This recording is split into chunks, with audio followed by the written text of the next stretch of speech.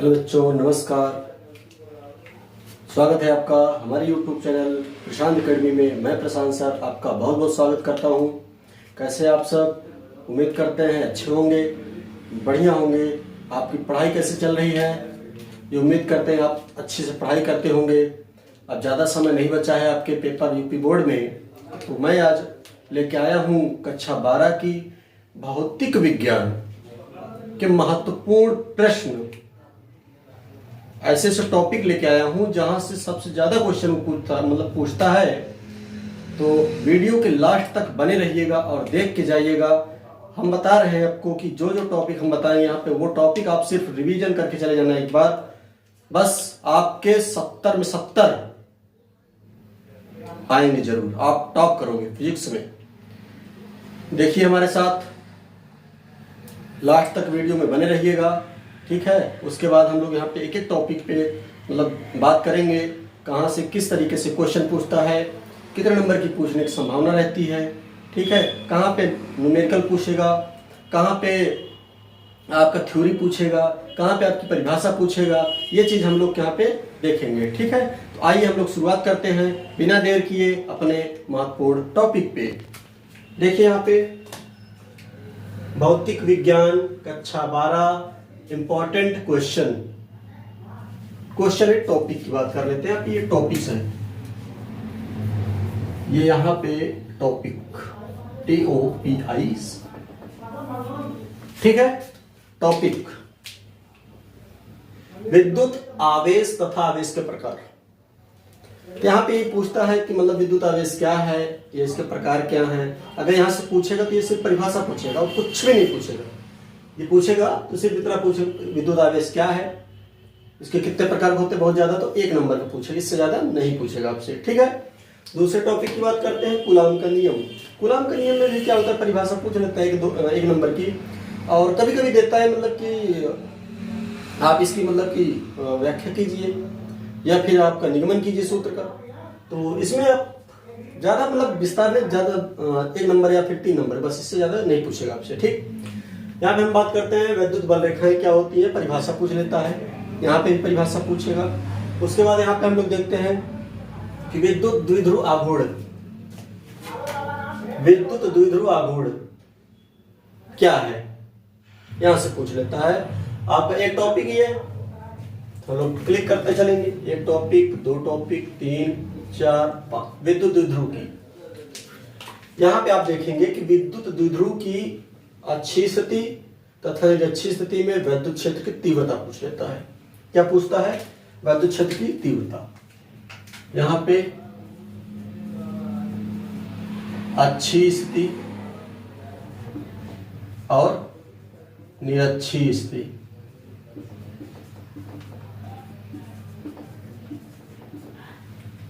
अच्छी स्थिति में स्थित, निरक्षी स्थिति में क्या करता है, विद्युत क्षेत्र की तीव्रता पूछ लेता है। यहां पे पूछे क्या इनसे, विद्युत क्षेत्र की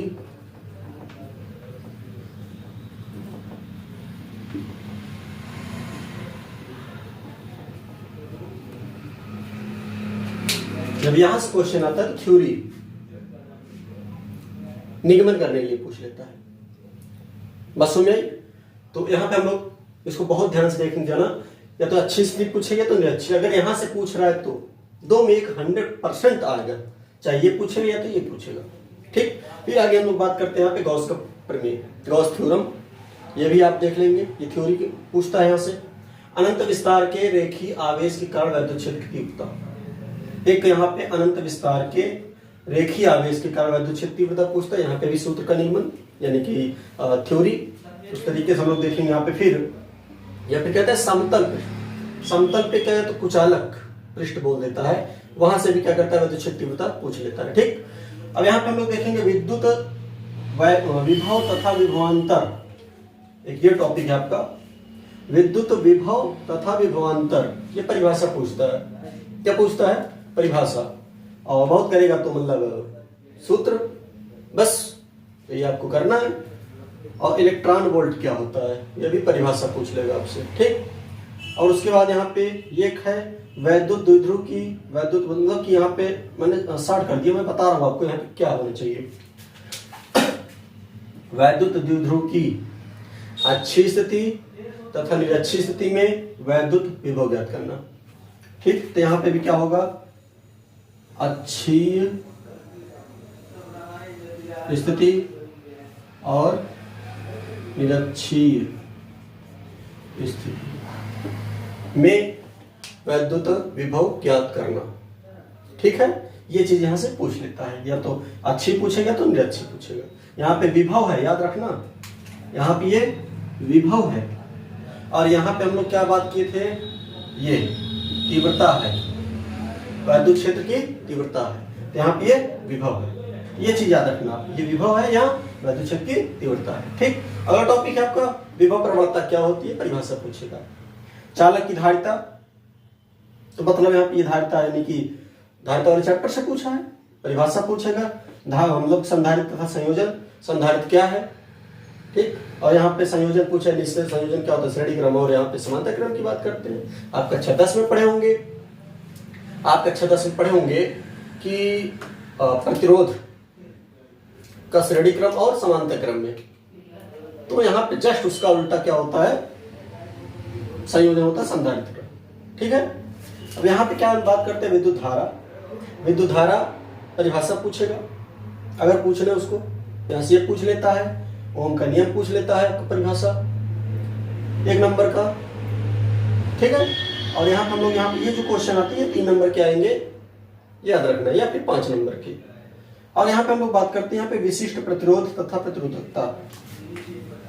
विशिष्ट प्रतिरोध तथा प्रतिरोधकता, ये भी परिभाषा पूछ लेगा आपसे, क्या होती है, किसे कहते हैं। ठीक है, किसे प्रदर्शित करते हैं, या फिर इसका क्या करता है वो, आपको मात्रक पूछ लेते हैं 1 नंबर का।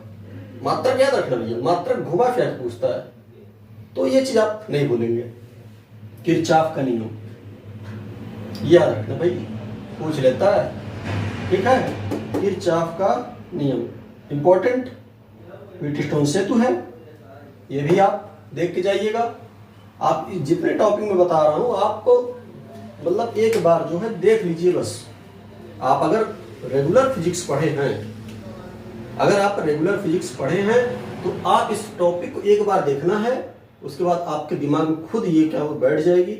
आप जैसे परीक्षा में बैठेंगे, अगर ये क्वेश्चन आते हैं यहाँ इस टॉपिक से, आप तुरंत देखोगे हाँ ये बात सही है, मैंने इसको पढ़ा है, ये इस तरीके से होता है। आप उसको तुरंत क्या करोगे, हल कर लोगे, आपके नंबर पक्के पूरे मिलेंगे। ठीक है, आगे हम लोग देखते हैं यहाँ पे बायोसेवर्ट का नियम।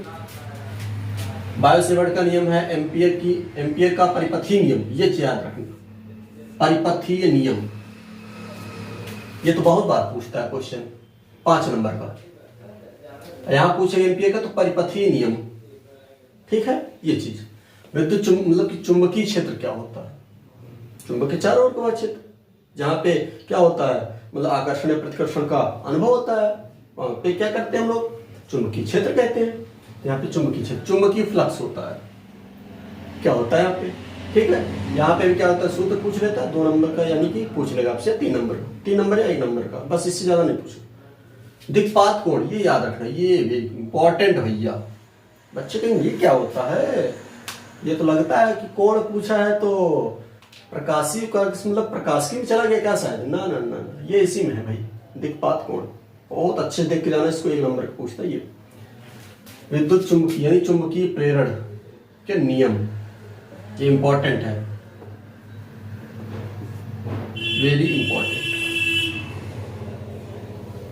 अन्योन्य प्रेरण और भंवर धाराएं, भंवर धाराएं टिप्पणी के लिए पूछ लेता है कभी कभी, क्या है ये, क्या है, यानी अन्योन्य प्रेरण क्या है और भंवर धाराएं क्या है।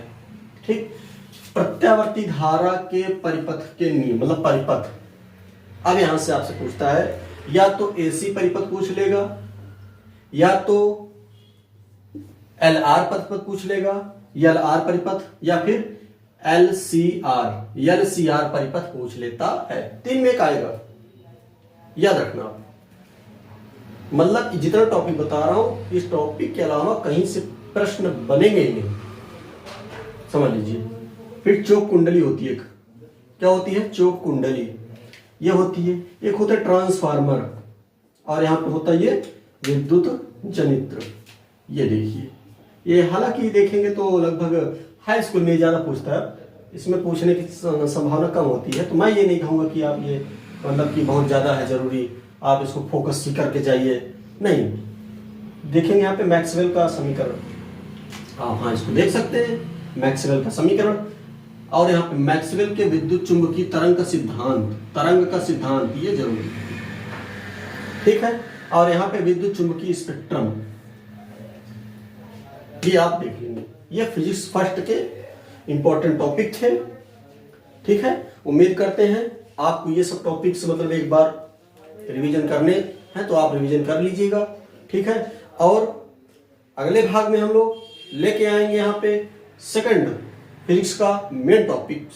तब तक के लिए इजाजत दीजिए, और अगर वीडियो पसंद आया हो तो लाइक जरूर कर दीजिएगा और अपने दोस्तों में भी शेयर कर दीजिएगा, ताकि उन तक भी ये जानकारी पहुंचे, वो लोग भी परीक्षा में अच्छे नंबर ला सकें। हमारा उद्देश्य क्या है कि आप लोग परीक्षा में नंबर मतलब कि बढ़िया नंबर से पास हो जाएं, टॉप कर जाएं। ये हमारी उम्मीद है आपसे कि आप करेंगे जरूर इन टॉपिक को बढ़िया से रिवीजन करके। धन्यवाद।